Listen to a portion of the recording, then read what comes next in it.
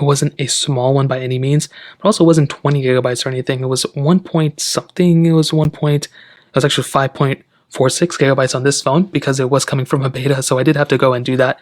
Not a big deal, but for a majority of my devices, it was roughly around 1.26 gigabytes if you're coming from the previous version of iOS. If you're coming from an older one, obviously it's going to be a little bit different.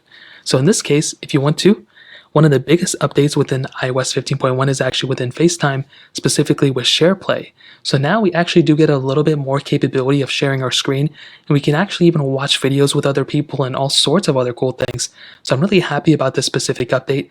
Again, it's not like a groundbreaking achievement. They did offer this early on with 15, at least they said they were going to, but we now have it built in with iOS 15.1, which is really awesome. Another cool little feature is with the iPhone 13s, we now get ProRes video support.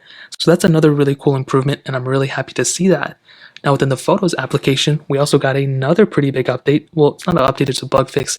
Sometimes if you try to import a video or photo, you may have been getting a storage issue problem, even if you had enough storage.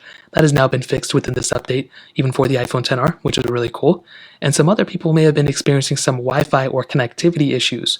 So if you go and swipe down and you try to go to your Wi-Fi or Bluetooth, and you may have been experiencing some issues with connection problems, well, that has now at least been fixed for the most part. There's probably still going to be issues that are, universal for all iOS versions, but some of those issues have now been fixed with iOS 15.1.